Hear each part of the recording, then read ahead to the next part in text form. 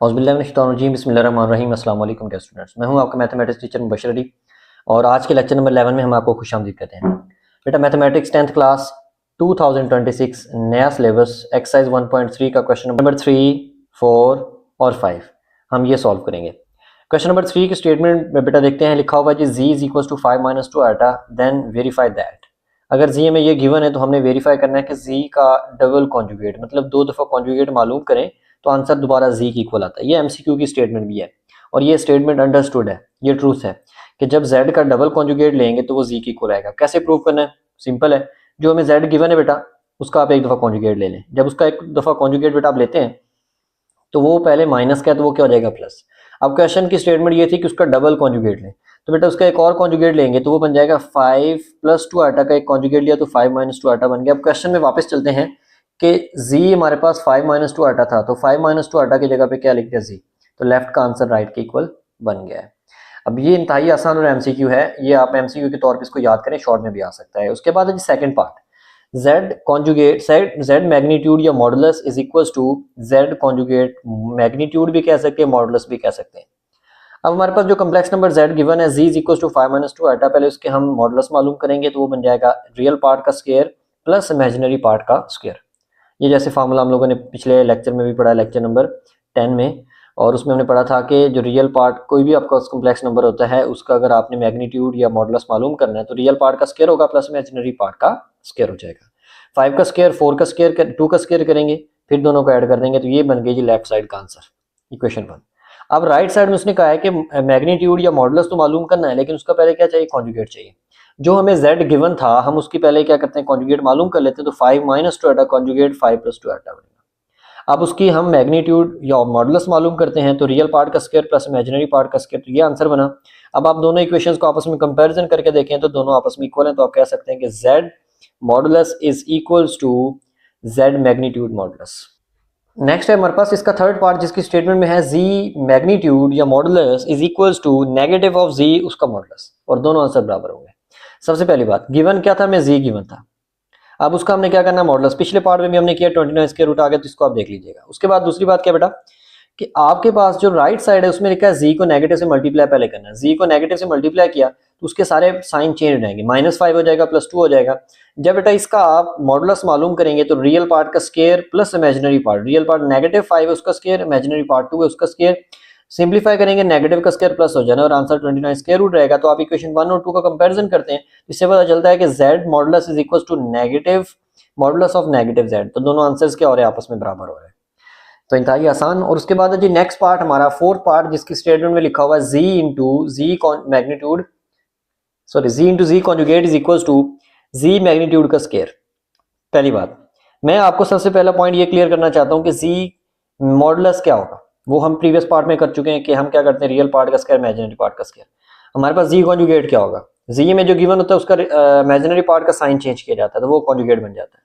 दोनों को आपस में मल्टीप्लाई करना है, z गिवन था उससे हमने कॉन्जुगेट मालूम किया, ये आ गया, दोनों को मल्टीप्लाई किया 5। अब ये फार्मूला बन रहा है, आप वो जो प्रॉपर मेथड के साथ मल्टीप्लाई करते हैं उसकी बजाय फार्मूला यूज कर लें। क्या फार्मूला जी, a minus b into a plus b equal a square minus b square, 5 square minus 2 iota का स्क्वायर ए बी, तो ए का स्क्वायर बी का स्क्वायर, 2 का स्क्वायर 4 आटा स्क्वायर -1 तो वो यहाँ पे आके +1 हो जाएगा तो आंसर 29 रहेगा।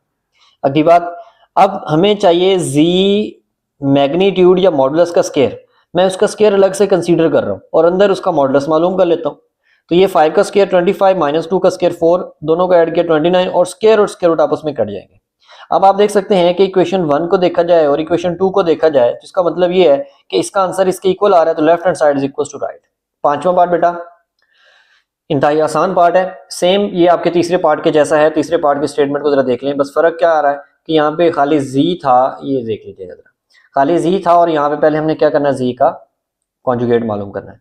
z कॉन्जुगेट मालूम करने के बाद उसको नेगेटिव से मल्टीप्लाई करके उसका क्या कर लेना है, z कॉन्जुगेट मालूम करना है। उसके बाद मैग्नीट्यूड मालूम करेंगे, सेम उसी तरह से आंसर 29 की इक्वल आएगा। इसको आपने खुद ही देख लेना बेटा, ये इंतहाई आसान और प्रीवियस क्वेश्चन के ऊपर बेस्ड है। बेटा एक्सरसाइज 1.3 का क्वेश्चन नंबर 4 है और स्टेटमेंट से ही सिंप्लीफाई करना है। इंतहाई आसान क्वेश्चन, इंतहाई इंपॉर्टेंट, और ये आप ये कह लें कि एमसीक्यू में ये स्टेटमेंट्स पूछी जा सकती हैं, शॉर्ट में भी आ सकता है।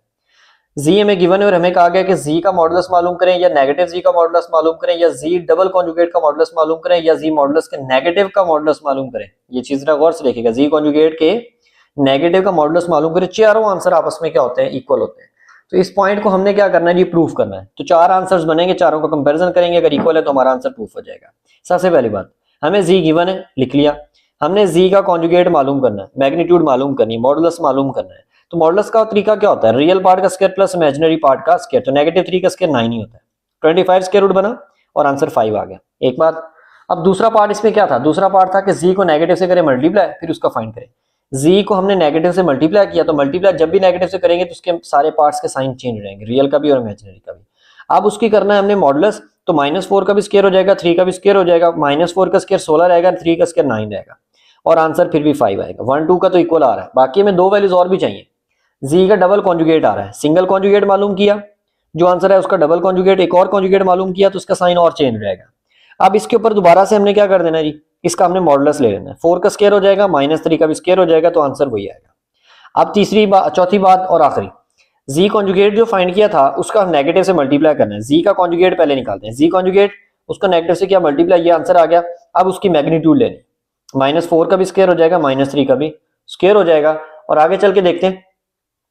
तो ये जब 16 और 9 को जमा करेंगे 25 का स्क्वायर रूट आएगा और 25 का स्क्वायर रूट 5 होता है। अब मैंने यहाँ पे चार इक्वेशंस बनाई थी और चारों ही हमारे यहाँ पे रिजल्ट से जो इक्वल प्रूफ करें, तो आप देखेंगे चारों आंसर्स इक्वल आ रहे हैं। तो इसका मतलब फ्रॉम 1 2 3 एंड 4 ये रिजल्ट्स क्या हो जाएंगे, आपस में इक्वल हो जाएंगे। इसी एक्सरसाइज का आखिरी क्वेश्चन है और इंतहाई इंपॉर्टेंट, इंतहाई आसान एमसीक्यू और शॉर्ट क्वेश्चन के लिए। इसकी स्टेटमेंट है जी1 इज इक्वल टू 2 + 3 आटा, जी2 इज इक्वल टू -1 + आटा। और हमने क्या करना है जी, z1 को z2 से मल्टीप्लाई कर लेना है और मल्टीप्लाई करने के बाद उसका रियल पार्ट अलग करना है। फिर यहाँ जी z1 z2 को मल्टीप्लाई करना, उसका इमेजिनरी पार्ट। जस्ट मल्टीप्लिकेशन सीख लेते हैं, दोनों पार्ट सॉल्व हो चुके हैं। z1 को z2 से मल्टीप्लाई करना है, तो पहला कॉम्प्लेक्स नंबर भी हमारे पास है, दूसरा भी है, तो 2 ने पहले इन दोनों के साथ किया, फिर 3 आटा ने किया। सिंप्लीफिकेशन के बाद हमारे पास ये आंसर आ जाएगा। अब सिंप्लीफिकेशन किस तरह से होगी जरा उस चीज को भी देखते हैं। -2 ने -1 से मल्टीप्लाई किया, -2 आटा से मल्टीप्लाई करेगा, 2 आटा एज इट इज आ जाएगा। 3 आटा -1 से मल्टीप्लाई किया तो -3 आटा, नेगेटिव साइन साथ रहेगा। 3 आटा और आटा, 3 आटा का स्क्वायर। अब आटा स्क्वायर किसके इक्वल होता है, -1 के। -1 इसके साथ मल्टीप्लाई करेगा तो -3 हो जाएगा, -3 और -2 आपस में ऐड होकर -5। 2 आटा -3 आटा से आंसर आता है -8 आटा। अब ये कंप्लीट कॉम्प्लेक्स नंबर आ चुका है और वो कौन है, Z1 Z2 उसका नाम है। अब Z1 Z2 में से रियल पार्ट कौन है, -5। तो आप लिखेंगे Z1 Z2 का real part of Z1 Z2 is equal to -5। अब सेकंड पार्ट में उसी का इमेजिनरी बताना था, तो मल्टीप्लाई तो हम कर चुके हैं, हमें अलग से मल्टीप्लाई करने की जरूरत नहीं है। हाँ, अगर आपको सिर्फ यही क्वेश्चन आ जाता है, ये नहीं आता, फिर आपको ये वाला पार्ट पहले करना पड़ेगा, इसको पहले मल्टीप्लाई करेंगे आप। जब मल्टीप्लाई बेटा कर लेंगे तो फिर उसमें आप लिखेंगे imaginary part of Z1 Z2 is equal to -1। Iota के साथ जो होता है वो इमेजिनरी पार्ट होता है, तो वो आ जाएगा -1।